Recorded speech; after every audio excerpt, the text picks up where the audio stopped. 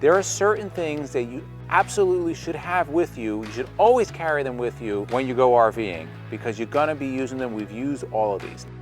Hey guys, Izzy from Endless RVing, and in this video, we are gonna talk about some really important RV electrical accessories that every RVer should have.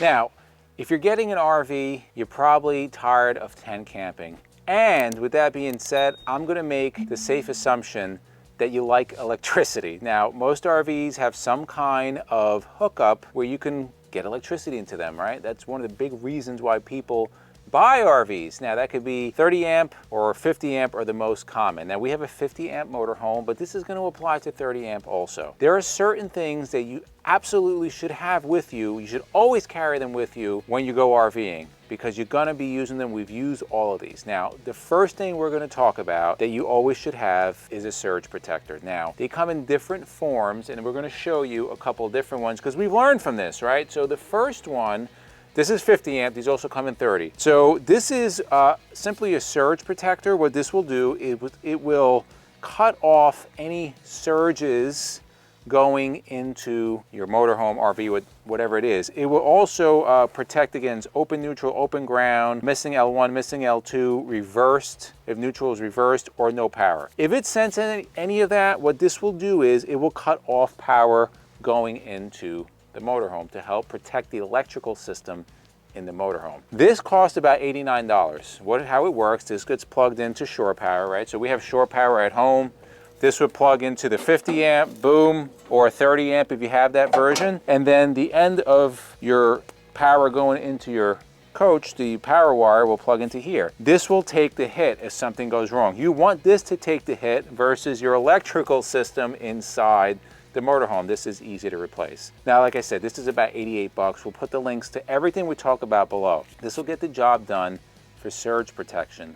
But a lot of these RVs have very sensitive electronics in them that not only does surging affect them, but low voltage could affect them. It could really be detrimental. That is why we just carry this as a backup, but I'm gonna toss that to the side. I do not recommend having that. What we do recommend is something like this.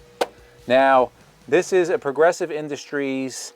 This is the EMS PT50X. This is a 50 amp portable, means that you could take it in and out. Surge protector, but it's EMS, so it also protects against low voltage. So I'll just read off the side here what it protects against. So you have normal operating conditions, it will show you. Reverse polarity, open ground, high voltage, low voltage. So anything that's below 104 volts, it will cut off. High voltage, anything above 132 volts, it will cut off. It also does high frequency, low frequency, data link down.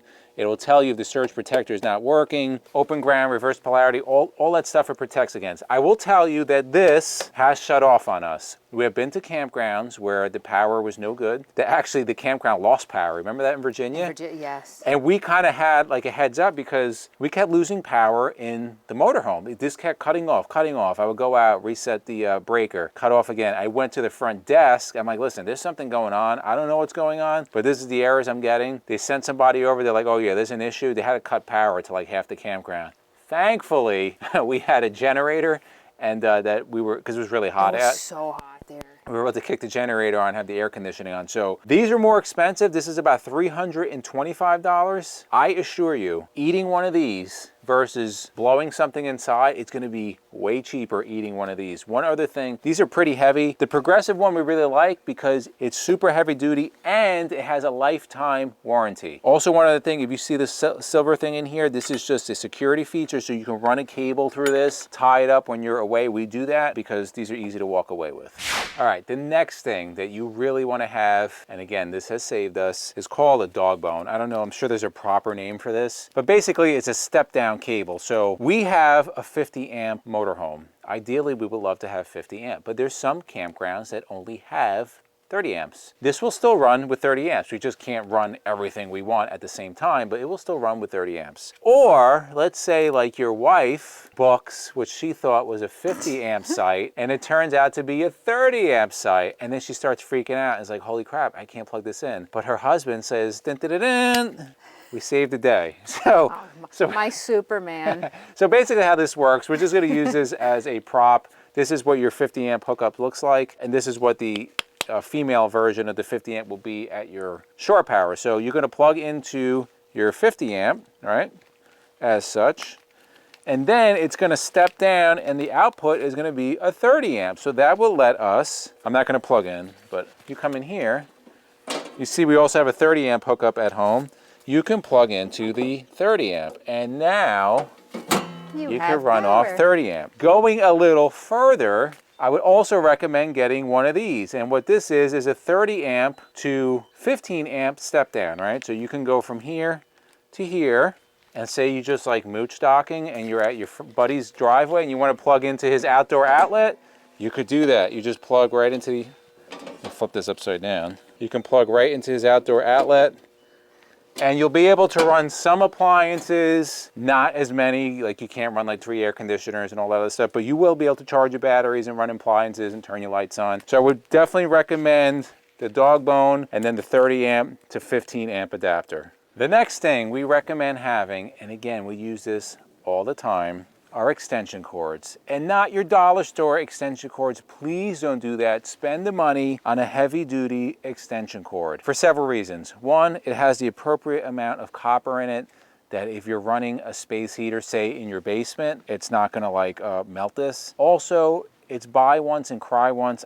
I have had this extension cord probably for 15 years. I think I've had this extension cord longer than I've known MJ. Maybe we should upgrade then. No, it's still rock solid. So you want to inspect these things periodically for fraying or any cracks or rips in the insulation.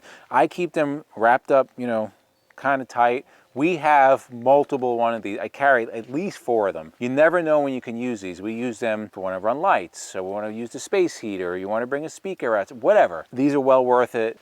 Every RVer should be carrying an outdoor extension cord.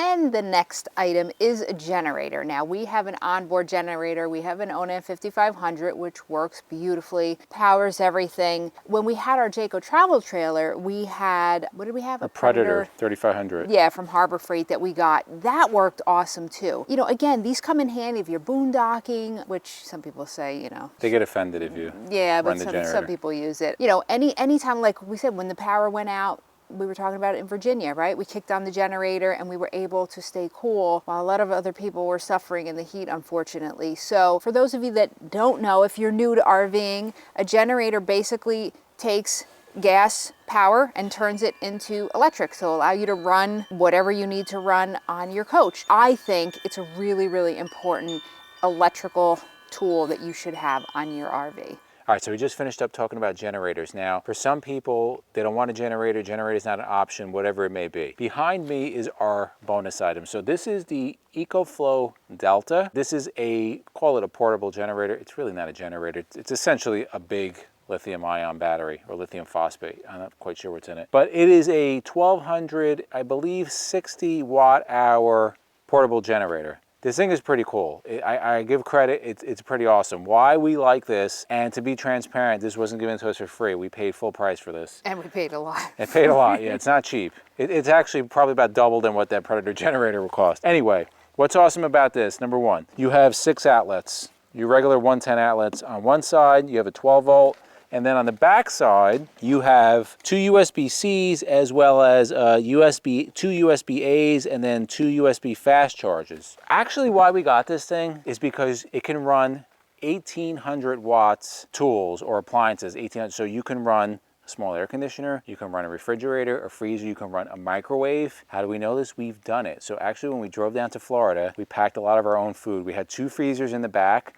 plus a microwave. This was powering it. So that's one reason why this is awesome. In the back seat of the Ram. It's pretty cool. And it lasts a long time. The second reason why this is so awesome, a lot of these portable electric generators, they run fine, but when you go to recharge them, they take forever. This thing, from like 0 to 100%, I think it's like less than 4 hours. It charges really, really fast when you plug it into your outlet at home. It also has the option to hook up solar panels. You can do that. And it also has the option for a 12 volt in the car. So what we did, we topped it off charged, and then we had it plugged into our 12 volt in the truck, and it stayed topped off the whole time. I'm just gonna do a quick demonstration. Why did we wind up keeping it? Because it gives me so much flexibility when I'm doing things outside, right? So a lot of times if I had to plug in some kind of power tool, I either had to run an extension cord or pull out our portable generator, plug that in. This little thing, I can plug it, it runs everything. So here is a buffer. Hang on, I just had to say, I have never seen Izzy as excited as he was about this battery. It's pretty cool. And it comes with a carrying case. So this is one of my tools that I go to. This is a buffer, and I use this to buff the cars. Or there's something on the RV you got to buff out. But basically, you have to plug this into a wall or a generator, something. This runs about 350 watts when it's running. I'm going to turn it on. It's plugged in right now, and it's going to run just fine because I've used this before. So check this out. Running with no problem.